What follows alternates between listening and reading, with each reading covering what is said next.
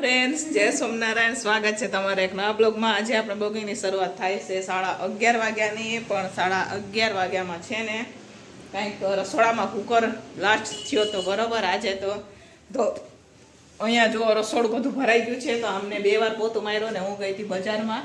તો અહીંયાથી આવીને તેમનો ફોન આવ્યો કે કુકર બ્લાસ્ટ થયો છે, તમે ફટાફટ આવો. તો કુકરનું ઢાંકણું બાકણું અમારે તૂટી ગયું છે અને 2 વાર તો પોતા કરી લીધા મારા આવતા પહેલા. એ બેન ઘરે હતા તો બેનને તો કાંઈ થયું નથી.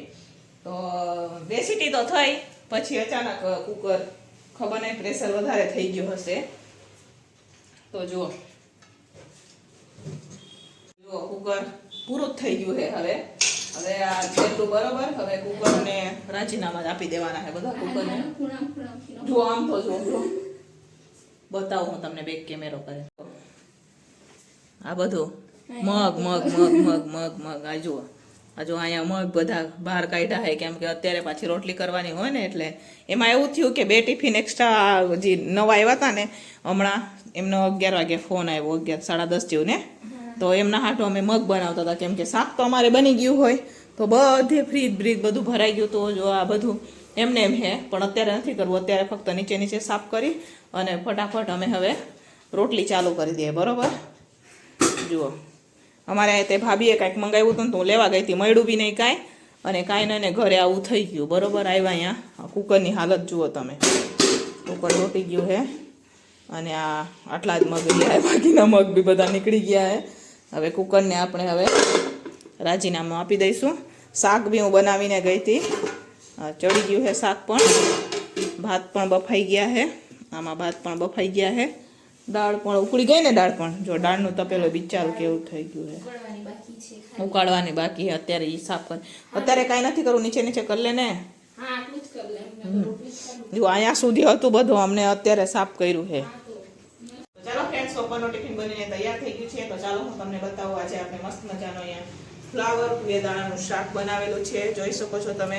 સાથે અહીંયા ભાત છે, સલાડ, મગનું શાક છે અને દાળ રોટલી. તો ચાલો ફાઇનલી બપોરનું ટિફિન બનીને તૈયાર થઈ ગયું છે. ફટાફટ આપણે ટિફિન ભરી લઈશું, કેમ કે આજે રસોડું સાફ કરવાનું છે. ડબલ મહેનત છે આજે રસોડામાં આપણે. તો ફટાફટ ટિફિનો ભરી લઈએ, કેમ કે છે ને કુકર બ્લાસ્ટ થયું ને, બધે મગ થઈ ગયા છે. તો ફટાફટ ટિફિનો ભરી લઈએ. તો ચાલો ફ્રેન્ડ્સ, ગામડેથી ભાઈ આવ્યા ને, એ મારા માટે વસ્તુ લઈ આવ્યા છે અમારા માટે. ચાલો હું તમને બતાવું ગામડેથી કેટલી વસ્તુ આવી બરોબર. તો જુઓ આ ખાટી ભીંડી આવી, પણ આ વખતે વ્હાઈટ આવી છે. બતાવું હું તમને. જુઓ આવી વ્હાઈટ આવી છે, અને આમાં સૂકી તુવેર છે. આ સૂકી તુવેર છે. આમાં ચોરી નીચે ખાલી કરવું પડશે, કેમ કે કાળનું હોય ને. જુઓ તુવેર આવી છે. આ લગભગ કાકીના ઘરેથી આવ્યું છે. અને અમારા મમ્મીએ મોટું પોટલું બાંધીને મોકલાયું આ વખતે તો. અને આ ભાભીના ઘરેથી તુવેર આવી છે. જો આ ભાભીના ઘરેથી પણ આવી છે. ભાભીના ઘરેથી મસ્ત મજાની તુવેર આવી છે. અને આ ચોખાનો લોટ છે. તો ગામડેથી ભાઈ આવ્યા ને, એ અમારા માટે વસ્તુ લઈ આવ્યા છે. તો બધાને થેન્ક યુ અમને મોકલાવવા માટે બરાબર. તો ચાલો ફ્રેન્ડ્સ, આ મમ્મીએ તુવેર મોકલાવી છે, આ ભાભીએ મોકલાવી છે, આ કાકીએ મોકલાવી છે, કાકીએ ચોરી હોતન મોકલાવી છે. મમ્મી આમાં તુવેર મોકલાવીને આ વખતે લાલ હતું, તો આ ખાટી ભીંડી વ્હાઈટ આવી આ વખતે. અને મારા બેનને બહુ ભાવે છે. મારા બેનને ઘરનું ખાવું હતું, આંદરિયાની ભાજી. મારી મમ્મી ક્યાંય ગોતવા ગયા હતા બોલો. આમાં હું આવ્યા પાનમાં, બોલો પાનમાં પડીકું કરીને મોકલેલું છે. જો જેથી બગડી ન જાય ને કાલ, કેમ કે આવા ટાણાનું બધું વીણ હોય ને, તો પછી આવા ટાણે આપણે ખોલીએ, કેમ કે સવારે અહીંયા આવી જઈએ આ બધું શાક તો બગડી જાય ને, એટલા હાટું થઈને. તો આટલી વસ્તુ આવી છે ગામડેથી, જોઈ શકો છો તમે. આ પાન બી આવ્યા છે, જે આદિવાસી પરંપરાગત આપણે માંડા બનાવશું ચોખાના ચોખાનો લોટ પણ દળીને આવ્યો છે. તો અત્યારે અમે બનાવીએ માંડા, આદિવાસી પરંપરાગત માંડા બનાવવાનું બરાબર. ચાલો બનાવીએ માંડા. તો ચાલો ફ્રેન્ડ્સ, અમે છે ને માંડા બનાવીએ બરોબર. અને આદિવાસી ભાષામાં માંડા કહેવાય, ને ગુજરાતી ભાષામાં ચોખાને રોટલી કહેવાય. તો એ બનાવવા હાટું થઈને અહીંયા જો અને પાણી ગરમ થવા માટે રાખી દીધું છે.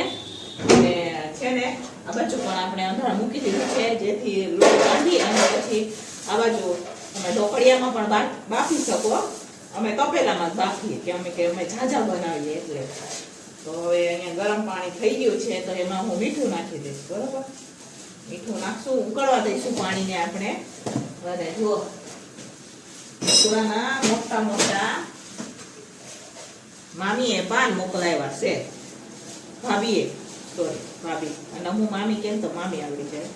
તો જુઓ અમે દેશી સ્ટાઇલમાં જ બનાવીએ. ગામડેથી બધી જ વસ્તુ આવે અમારે. બરોબર, આવા પાન પણ આવે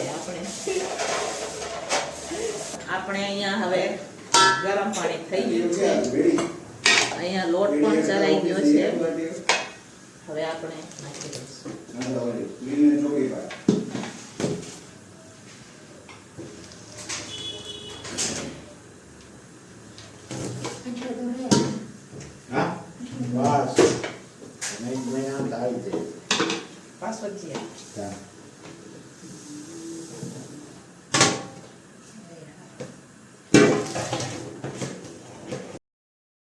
તો ચાલો ફ્રેન્ડ્સ, અહીંયા હવે લોટ પણ બફાઈ ગયો છે. તો અત્યારે હું બાંધી રહી છું. ગરમ ગરમ લોટ હોય ત્યાં લોટ બાંધી દેવાનો હોય. તો અત્યારે આપણે લોટ બાંધી દીધો છે. જોઈ શકો છો તમે અહીંયા.